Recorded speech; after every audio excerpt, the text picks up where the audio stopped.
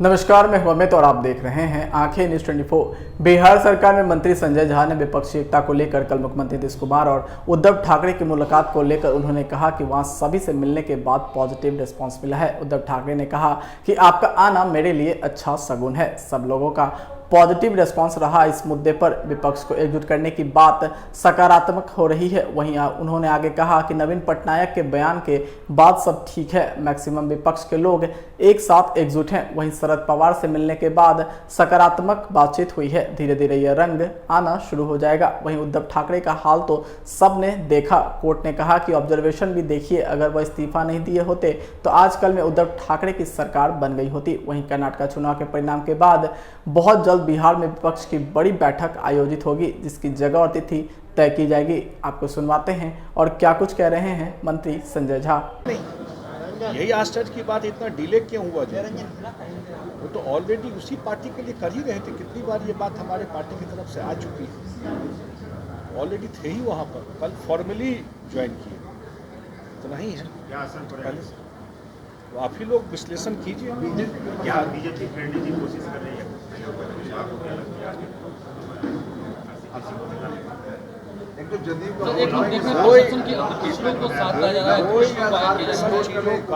कोई असर नहीं पड़ेगा। नीतीश कुमार के कामकाज पर लोगों की आस्था है पूरे बिहार में, देश और दुनिया में जो लोग, इसलिए और उन्हीं को लेकर के हम लोग जनता के बीच में कोई असर नहीं पड़ेगा।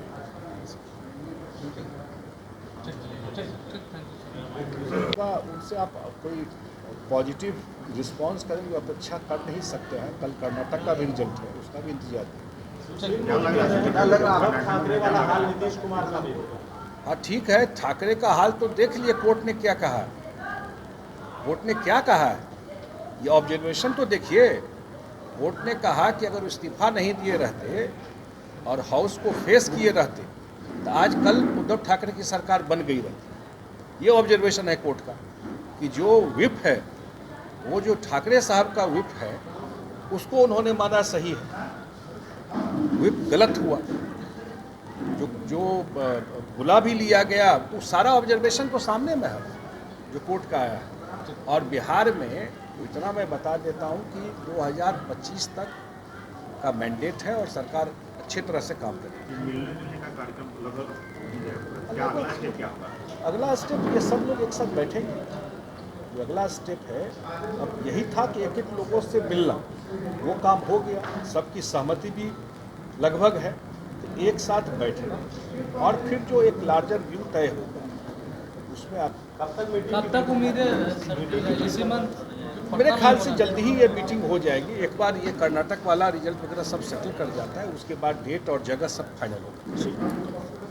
राष्ट्रीय अध्यक्ष रहे थे वो, हाईकोर्ट ने जो भी पैरामीटर पे जो कहा गया, इसमें निजता खनन मेरे समझ में नहीं आता है। हाईकोर्ट ने क्या ऑब्जर्वेशन दिया है वो मैं डिटेल नहीं जानता हूँ कि इसके में उन्होंने क्या कहा है, लेकिन ये तो डेटा कलेक्शन है ना।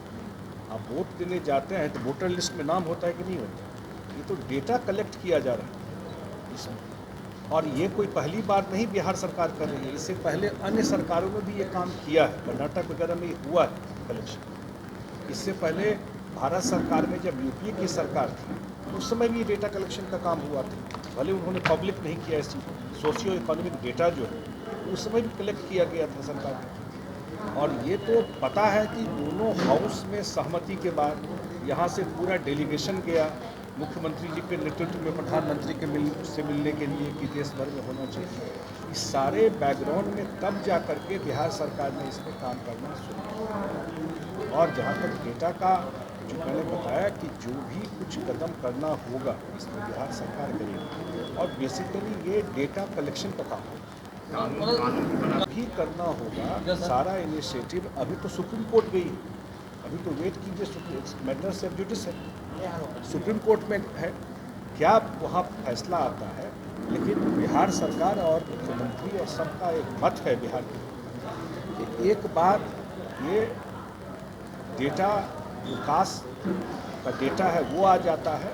और इसमें सिर्फ कास्ट डेटा नहीं है, मैं फिर रिपीट कर रहा हूँ, इसमें आर्थिक स्थिति का भी सर्वेक्षण है। ये सारी परिस्थिति आ जाएगी तो और सुविधा होगा बिहार में लोगों के विकास को प्लान करें। इसलिए डेटा कलेक्शन करते क्यों हैं? इसलिए नहीं करते हैं कि आपको एक्चुअल कंडीशन मालूम है, अब फिर आप प्लान करते हैं डेवलपमेंट के ऊपर। मतलब जाति रहित गणना बिहार में होगी इतना है। ये तो तय है, तभी सरकार कर रही है। मैंने कहा ना, अभी मैटर सब जुडिस है, जो कुछ मैटर है अब माननीय सर्वोच्च न्यायालय के सामने। मुझे लगता है कि लोकसभा 2024 के अनाउंसमेंट के पहले जातीय जनगणना हो पाएगा पूरा। अभी तो मैटर सब जुडिस है, सर्वोच्च न्यायालय के सामने है, वहाँ से क्या उनका ऑब्जर्वेशन आता है, क्या फैसला आता है, उसके बाद ही और कोई टिप्पणी कर पाएंगे इसमें। आप भी गए थे। जो भी मैंने कहा, सरकार के पास आप लोग जानते हैं मुख्यमंत्री जी की प्रतिबद्धता कास्ट सेंसस को लेकर, तो देश भर की बात कर रहे थे। जब हुआ केंद्र से कि नहीं भाई आप अपना कर लीजिए, लेट हो गया, तब बिहार की पकड़ने की बात आई। जो कुछ भी इसमें करना होगा सरकार को, वो सारा इनिशिएटिव सरकार मुंबई में हुई है, वहाँ पर पक्षीय एकता को लेकर कैसी बैठक हो रही है, तो आप लोग मिल रहे हैं सबसे? मैं इतना जरूर कह सकता हूँ कि जो मुहिम मुख्यमंत्री जी ने शुरू की, पहले दिल्ली में जब कांग्रेस के लोगों से मिले, जिसमें राहुल गांधी जी भी थे, उनके पार्टी के राष्ट्रीय अध्यक्ष खड़गे साहब भी थे, और उसके बाद जो कुछ भी तय हुआ और कुछ लोगों से मुख्यमंत्री जी को बात करना था, उसी दिन शाम में वो अरविंद केजरीवाल जी से भी मिले, बहुत पॉजिटिव मीटिंग हुई। अगले दिन सीपीएम और सीपीआई के लेफ्ट के लोगों से दिल्ली में मिले। उसके बाद उनका जाना बंगाल रहा, उनका जाना यूपी में रहा, उनका जाना उड़ीसा में रहा, उनका जाना कल मुंबई में दोनों नेताओं से मिले। और जब मिले उनसे, उद्धव ठाकरे जी से, आपके न्यूज़ के लिए उन्होंने कहा कि आपका आना मेरे लिए अच्छा सगुन लेके आया, कि जजमेंट भी कोर्ट का उसी समय उनके पक्ष में आ गया। मुंबई गए, मिलते ही उन्होंने कहा कि मुख्यमंत्री जी आपका आना हमारे लिए अच्छा सगुन लाया। आज ही कोर्ट का जजमेंट जो आया उसको भी देखिए, क्या जजमेंट कोर्ट ने दिया है। कैसे कोर्ट ने कहा कि जो विप है वो गलत बनाया गया था, जिसको बनाया गया था सिंधी ग्रुप। कैसे गवर्नर का जो रोल रहा उसको उन्होंने क्वेश्चन किया, तो वो रहा। और सब लोगों का पॉजिटिव रिस्पांस रहा है इस मुद्दे पर। और आने वाले समय में रातों रात तो सब कुछ होता नहीं, लेकिन जो मूव नीतीश कुमार जी ने विपक्ष को 2024 के लिए एक मंच पर लाने का काम शुरू किया है, वो बिल्कुल सकारात्मक दिशा में सर, आप लोग 250 सीट से अधिक पे लगभग घूम चुके हैं, 6 राज्यों में जा चुके हैं। लगता है यहाँ पे आप लोग को कामयाबी मिलेगा, कितनी सीटों का एक टारगेट रहेगा आप लोग? नहीं, ये सब डिटेलिंग अभी होगा जब ये मीटिंग होगा। एक बात मैं बता देता हूँ कि एक बार जब मोमेंटम पकड़ लेता है जी, तो सारी बात रिजॉल्व भी हो जाती है। ये ऑलरेडी ये मोमेंटम, ये मुहिम पकड़ लिया है और सारे लोग एक मंच पे आपको दिखाई पड़ेंगे।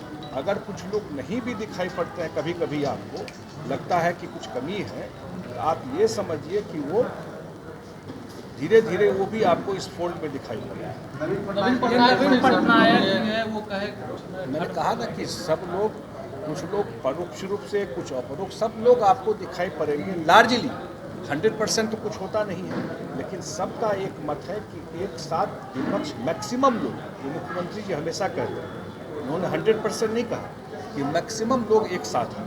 और उस दिशा में बहुत ही कल उद्धव ठाकरे जी ने कहा कि आपका इनिशिएटिव 100%। अगर आपने अभी तक हमारे चैनल को सब्सक्राइब नहीं किया है तो हमारे चैनल को जल्द से जल्द सब्सक्राइब करें, लाइक करें, शेयर करें और कमेंट करें। क्या आप पत्रकारिता के क्षेत्र में अपना कैरियर बनाना चाहते हैं?